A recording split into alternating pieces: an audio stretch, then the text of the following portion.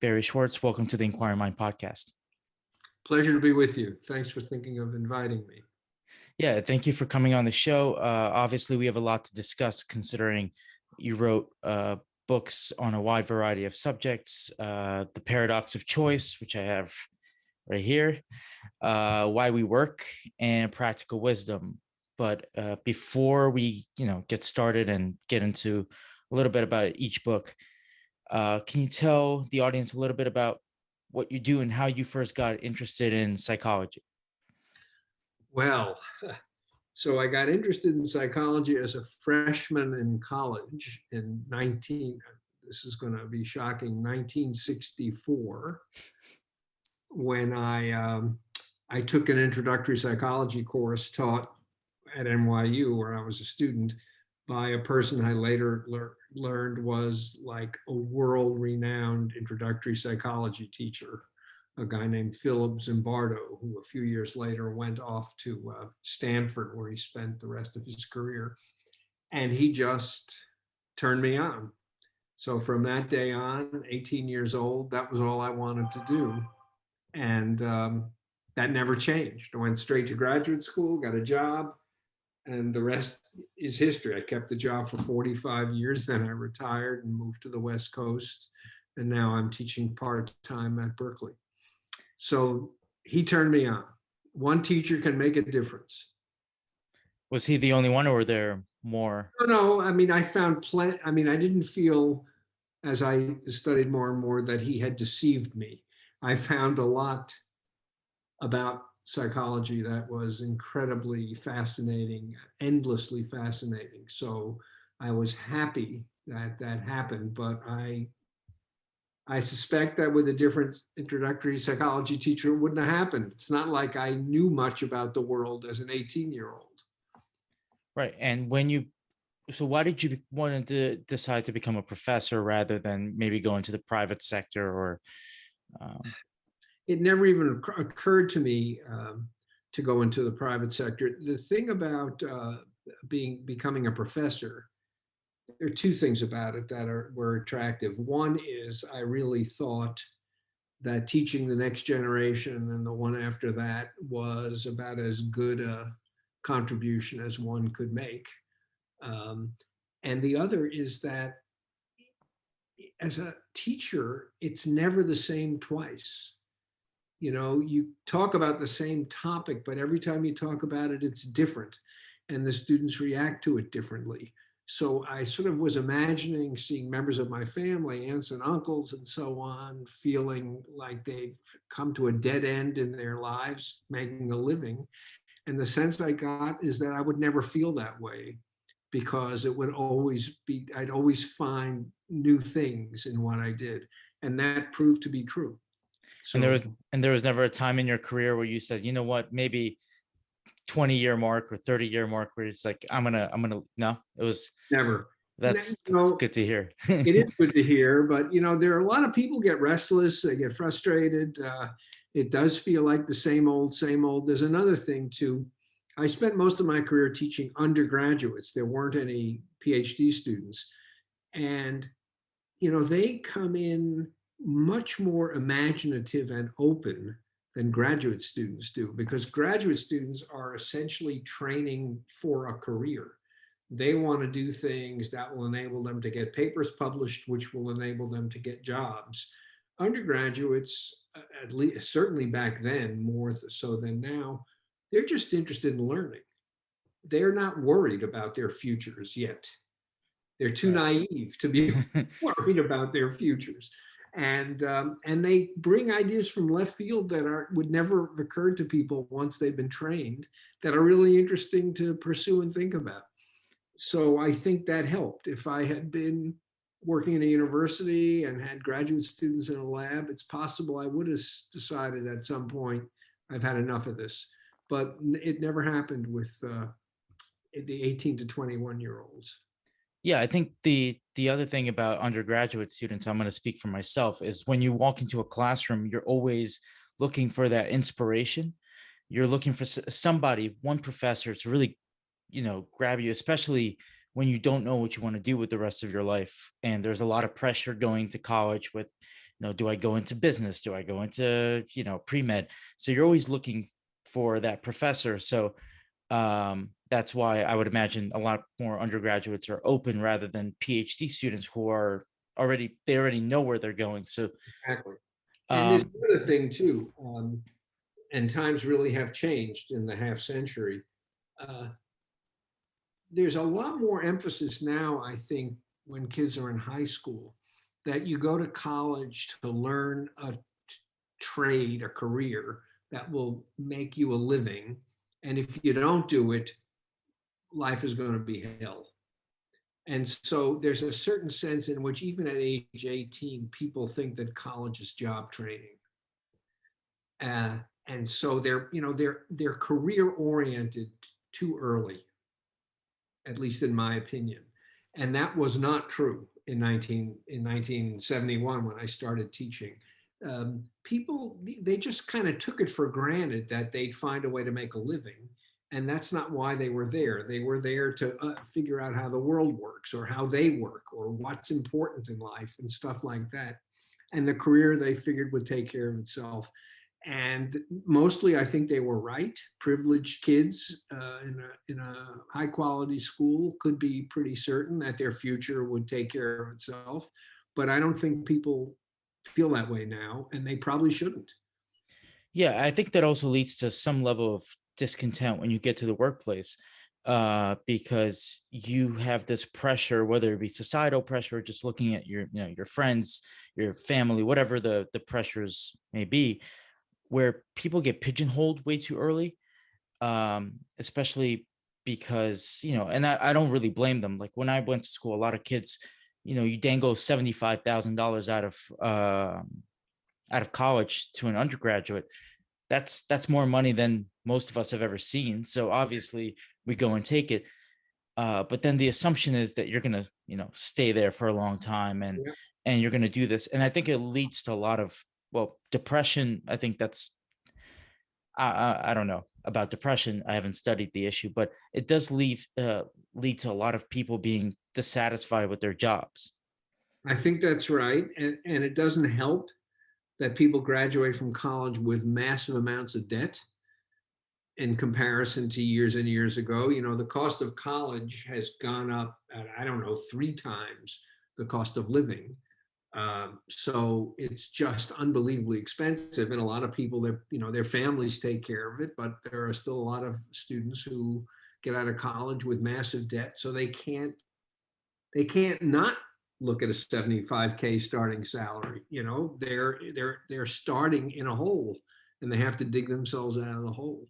And that was much less of an issue 50 years ago than it is now. Yeah, 100%.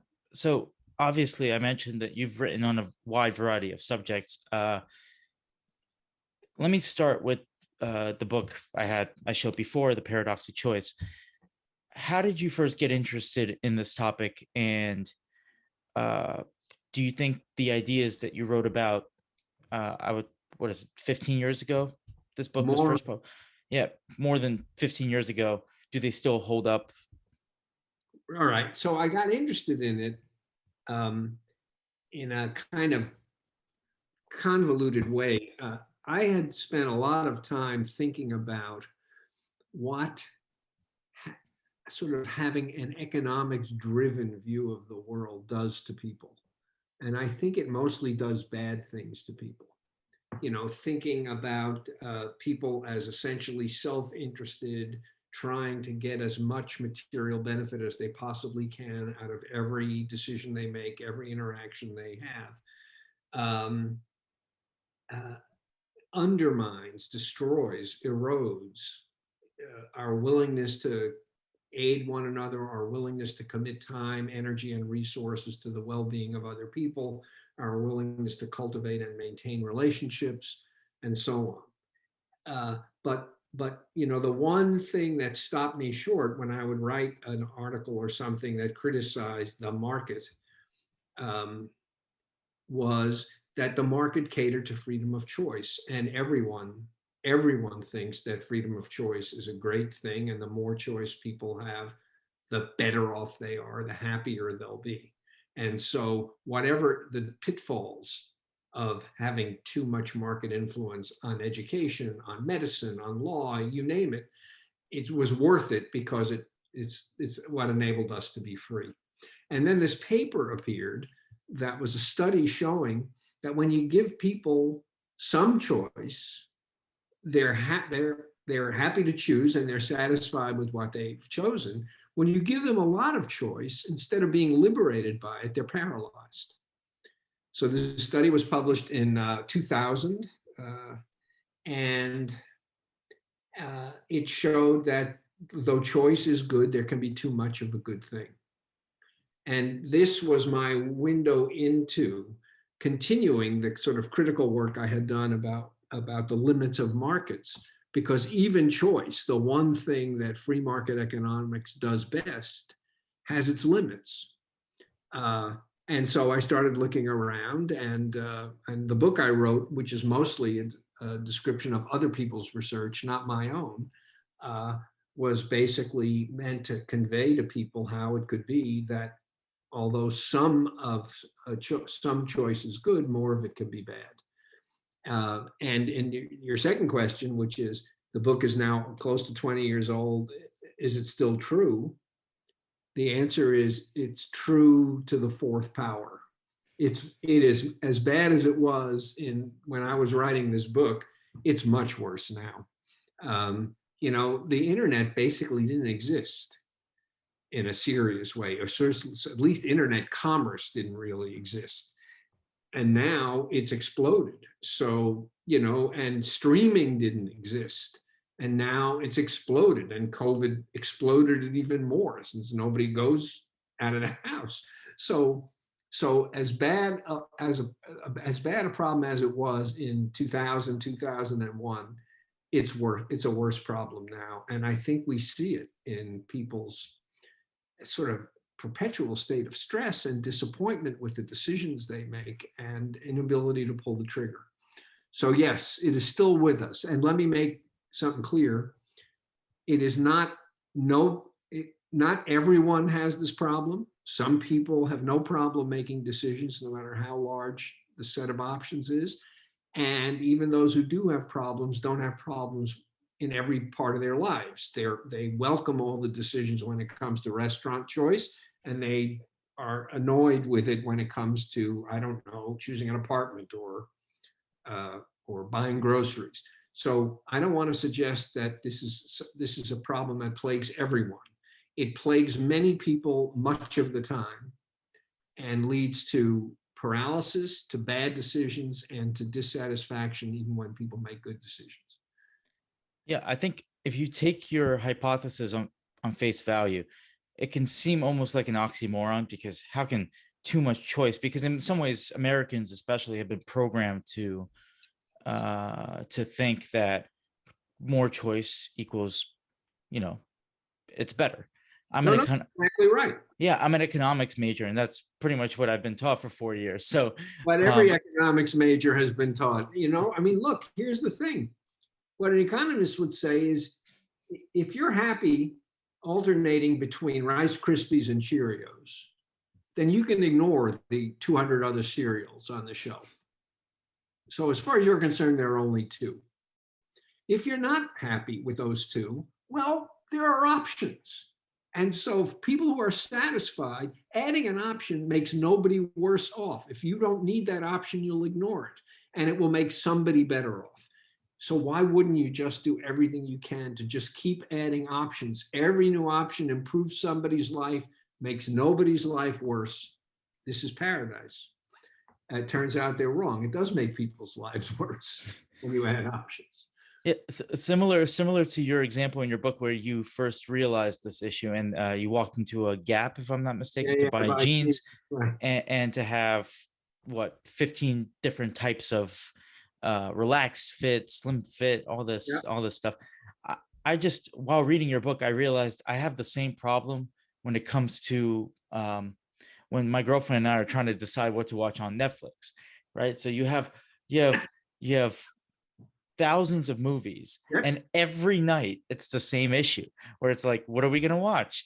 And there's so many, so we end up scrolling through all these movies for an hour instead of actually watching something. I think Netflix is the sort of poster child of this problem for this particular moment in our history.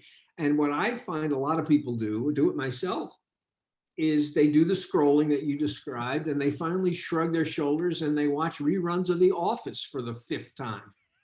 That's what I do.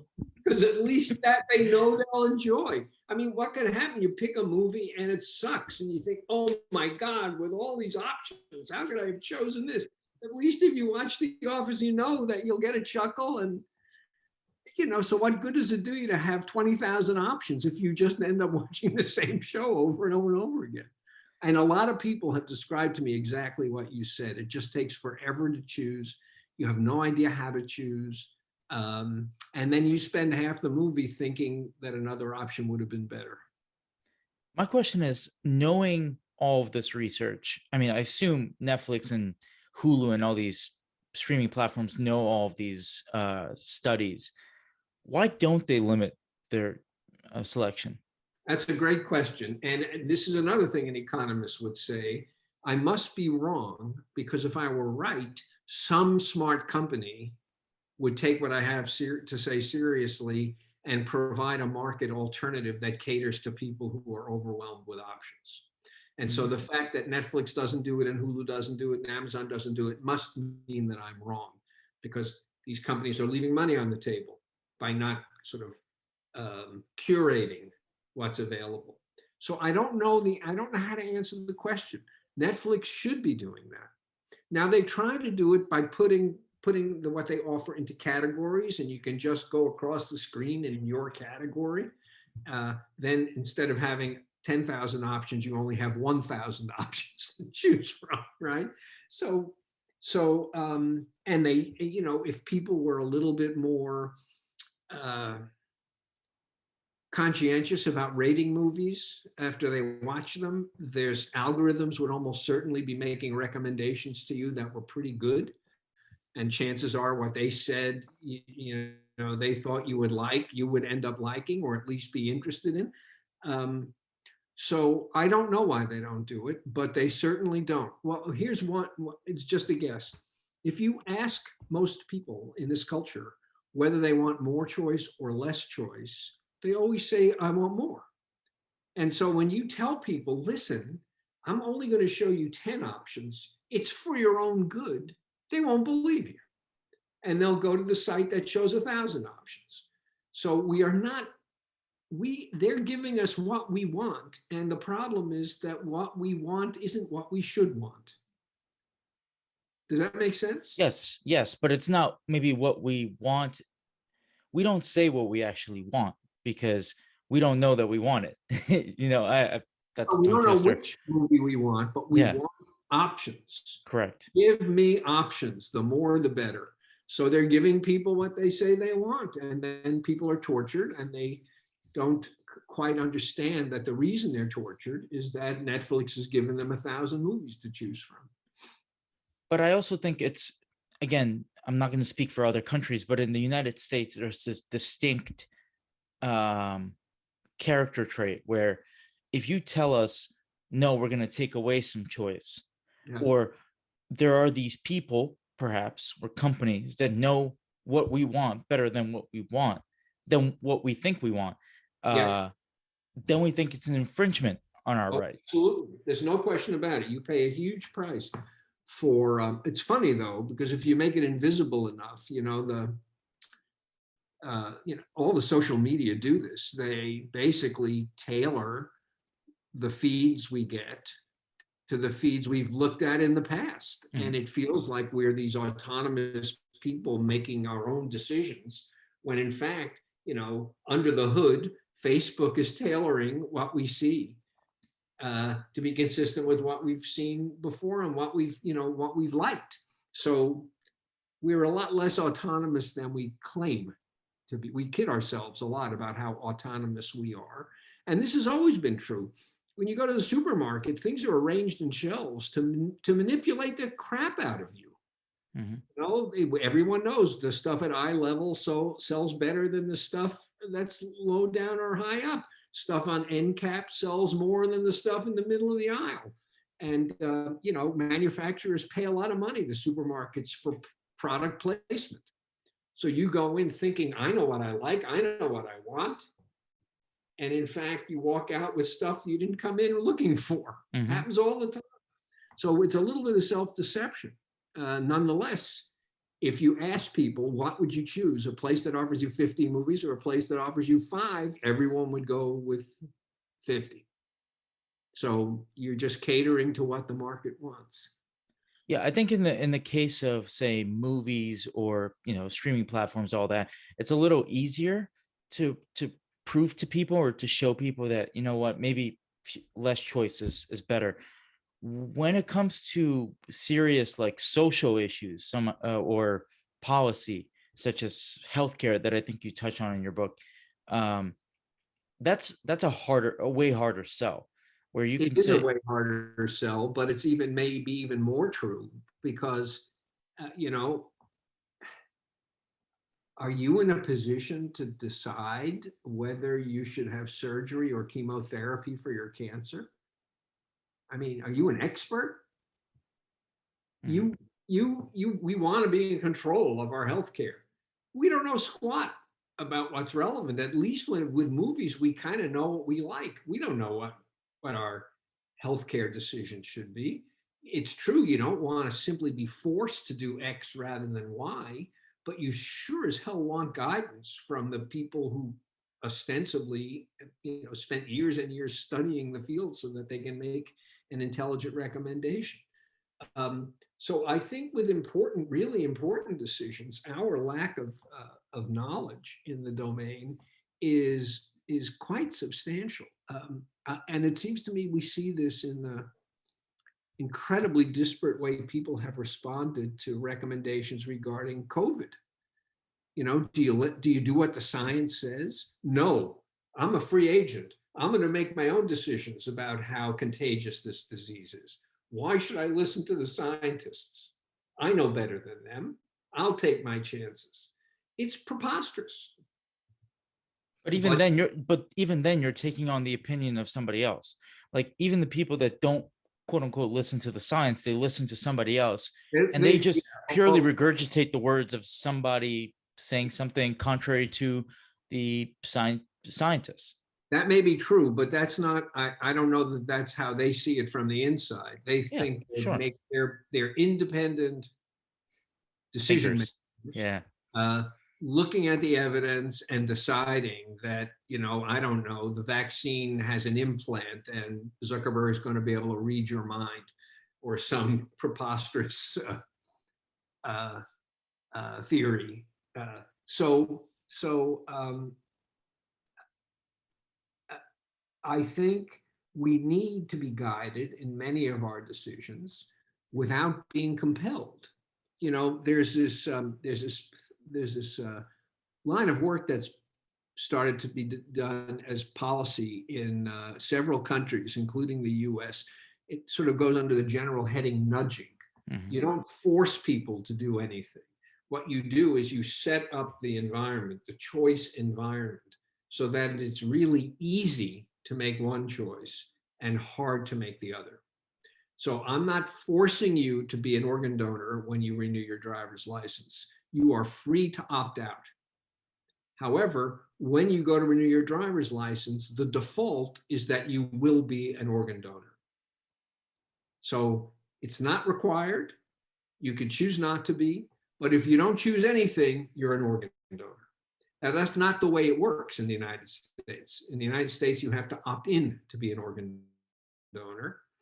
In many European countries, you have to opt out. In countries, organ donation rates are roughly 95 to 98%. In the United States, about 25%. Do you think Europeans are nicer than Americans? I don't think so. It really is all about engineering the choice environment. Same comes with putting money away for retirement. Most companies, it's opt in, take 5% of my paycheck and put it into a 401k. You can do it the other way around. We're going to take 5% of your paycheck and put it into a 401k unless you tell us not to. If you do it that way, many more people start putting away money for retirement way earlier. And so that's a kind of compromise where nothing is compelled, but you pay attention to structuring the environment so that it is really easy for people, when people choose, it's easy for them to choose what's in their best interest. And that also is very controversial. You know, I don't know if you're aware of this, but when ex-President Trump started raising money in anticipation of his leaving office, there was these online donation forms that went to his long list of supporters, and there was a box that said, make this a monthly contribution. And that box was pre-checked. So you had to uncheck it. So you give 20 bucks, and without realizing it, you're giving 20 bucks a month from now until the end of time. And people had no idea that that's what they were doing.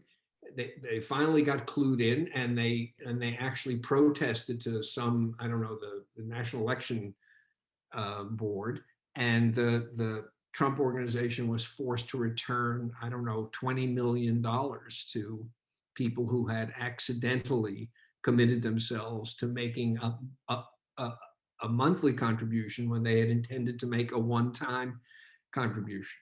So even this thing can be manipulated against people's interests rather than serving people's interests. But it's a way to sort of find a middle ground between compelling people to do what makes sense and simply giving them a cafeteria menu and letting them do whatever the hell they want. And that seems to me to be a sensible way to proceed in a country like this one that so values individual freedom of choice. Right. And I remember the nudge unit in the United Kingdom, which was it's based on the work of Richard Thaler, and Cass Sunstein. Sunstein, right. Yeah. And I remember when reading Misbehaving, which is Richard Thaler's book, I had the same I had a thought when it came to the organ donations, being in opting in to being an organ donor. Yeah. In the United States, if somebody, because in some ways we're a more religious country than the United Kingdom, if say somebody passes away and they were opted into this organ donor checklist or whatever, then their family could be like, well, that can't happen because it goes against my religion. That can't happen. So I think in some ways that can cause problems, because when people don't know that they were already opted in, No, you're right. If you have a default that says you're an organ donor, some people will be organ donors on purpose, and some will be organ donors by mistake. Just as some people gave Trump $20 a month on purpose, and some did it by mistake. So there's no question that the default, when you have a default, some people will get the default without meaning to. And the question is that as bad as having people who would be organ donors, but they didn't have the time to think it through? You know, we've got 5-year waiting lists for kidneys and hearts and livers, you name it. There are people dying every hour because there aren't organs for them. So the idea that some people from inattention were not organ donors is also a mistake. And we have to sort of weigh which of these two kinds of mistakes is more consequential. The one where you are an organ donor though you didn't mean to be, or the one where you're not an organ donor though you did mean to be. And those are hard issues. I'm not suggesting they're easy, but there's no way of organizing choices so that you can be confident that people are always choosing what they really want. And this strikes me as better than simply compelling people to be an organ donor, which wouldn't fly in this culture, or leaving things as they are, knowing that there will be thousands of people who die who would have been perfectly happy to be organ donors if only you'd made it a little easier for them to choose that option. So this is an ongoing debate. You know, people are very nervous about nudging, and all it takes is an example like what Trump's fundraising to show how it can easily be misused.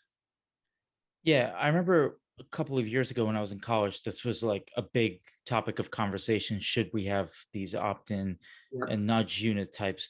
Um, and then it kind of went away, probably because of Trump's policies, or just he didn't care for it, which is his right. But do you see a trend in the new president, with the new president, in that direction, or no? Who knows? Obama started a nudge unit too. It wasn't called that, and it made it. It was doing research, and it actually um, led to a handful of actual policy changes, all of which one was designed to get the military to put more money, to save more, so that when they retired, they would have a decent nest egg. And it was, didn't have a huge effect. It was basically this thing where if you do nothing, some of your paycheck goes into a retirement fund. Didn't have a huge effect. But when you think that there are 3 million people in the military, or however many there were, and each of them ends up saving an additional 1.5% a year, that amounts to a very, very significant improvement in their retirement prospects. And it cost, it cost like $20 to implement. So you got benefits, and you got benefits with virtually no cost to the. So they did a few things like that, and I have not heard that. I guess maybe when he has solved all the other problems he inherited, Biden will get around to thinking about it. But I can't imagine that it is high on his list of priorities at the moment. Yeah, obviously, because we are, time is limited. Uh, I want to maybe pivot a little bit to one of your other uh, topics that you talk about. When I was researching for the podcast, I saw you talk about work and what makes, uh, maybe how you can create a happier, maybe, work environment, and creating a happier workforce. So there is this feeling that a lot of people, if given the choice, would sit at home if they were just paid and do nothing. Mhm. Is that a myth, or do you see that as a partial truth? Well, so it's complicated. It's a partial truth. And the question then becomes why? And here's my take. I think in general, people want to be useful in their lives. They want to be engaged in activities that are productive.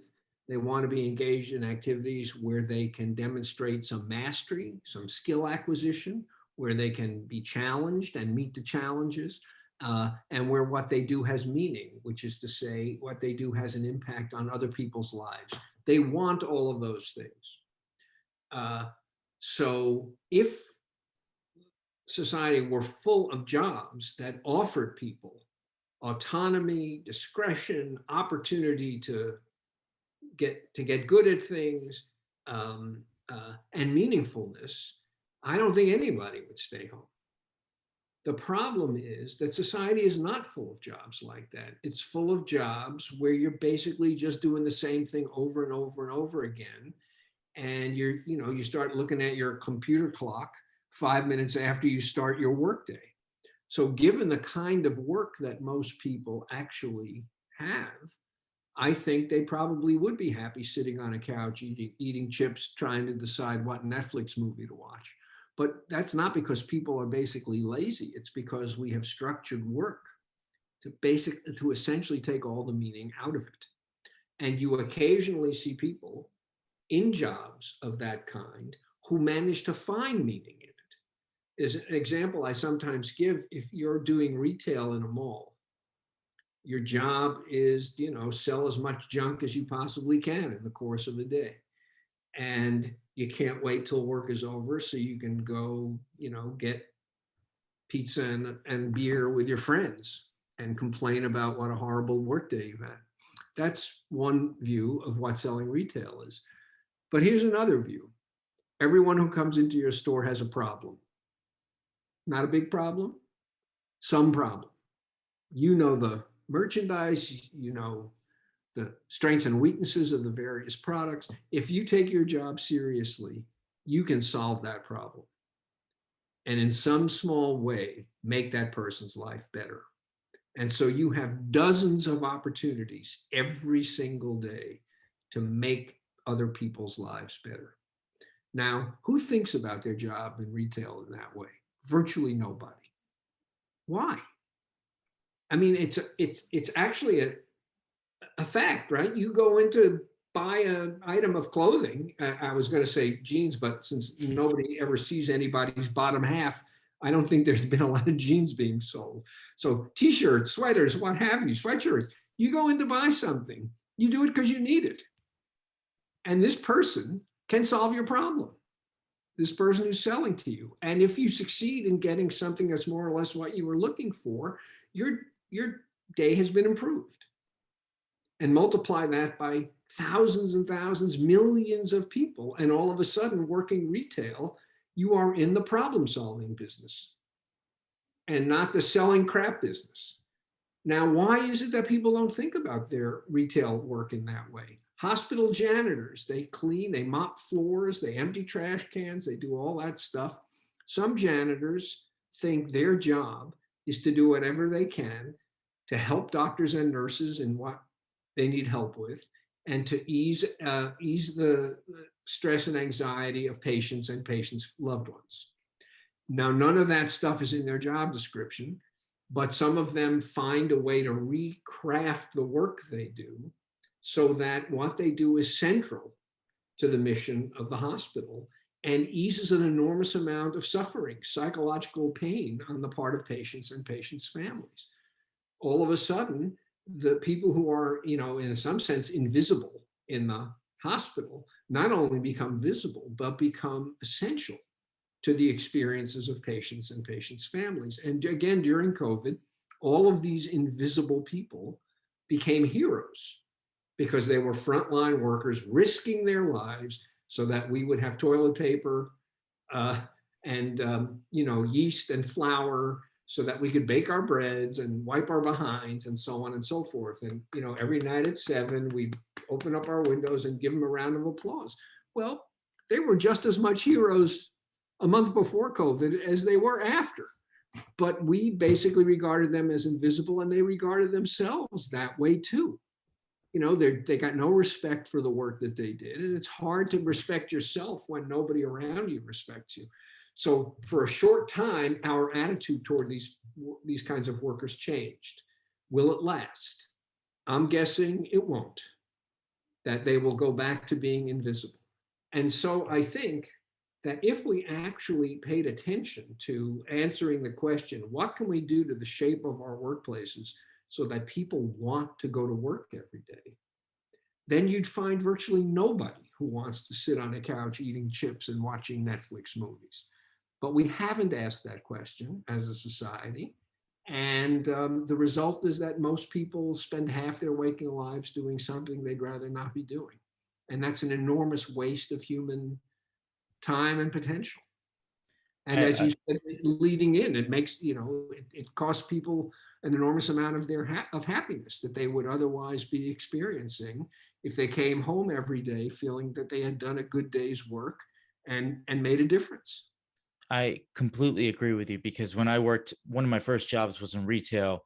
I was lucky enough to work in New York City, where I live, and on Broadway, where a lot of people, tourists, would come. And the way I viewed my job was, well, I get to talk to people from different cultures and interact with them and learn, which is how I made it interesting for myself. I almost made it kind of like a game. And the others part, when my dad first came to this country, no money in his pocket, the only job, couldn't speak English, so he went to work in construction.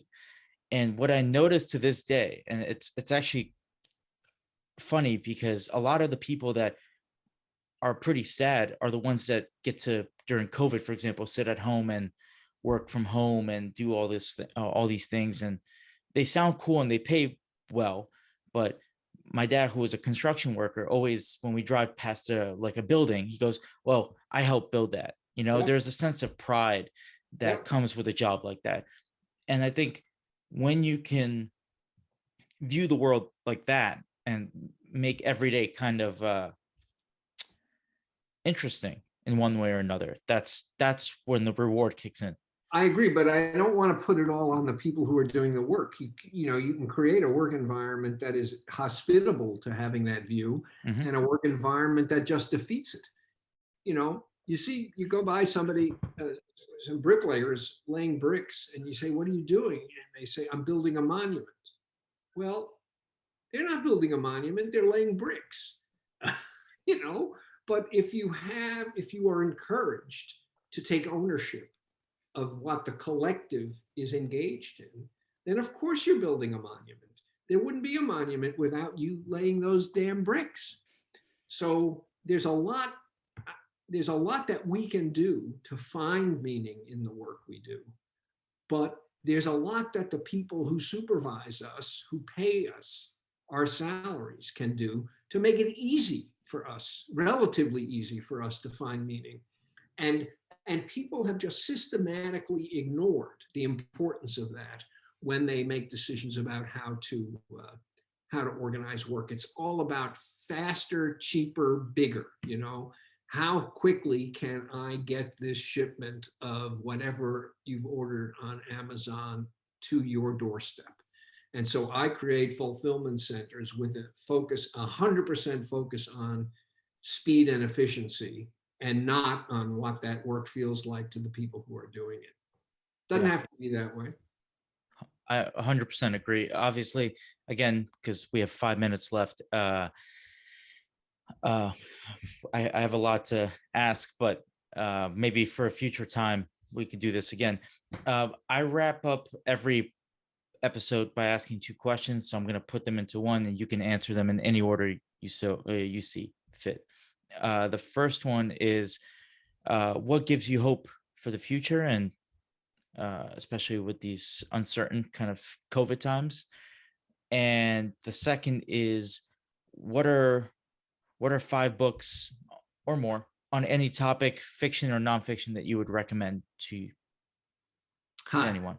Well, that second one is hard. Uh, It always gets people. the the first one, what gives me hope is seeing the people I teach, young people, and now that I'm teaching MBA students, young adults, I mean people in their 20s, not teenagers, is that they really seem hell bent on contributing to this a kind of social transformation that will make this a better place for people to live their lives, that will address a lot of the social evils that currently characterize American society and try to mitigate them.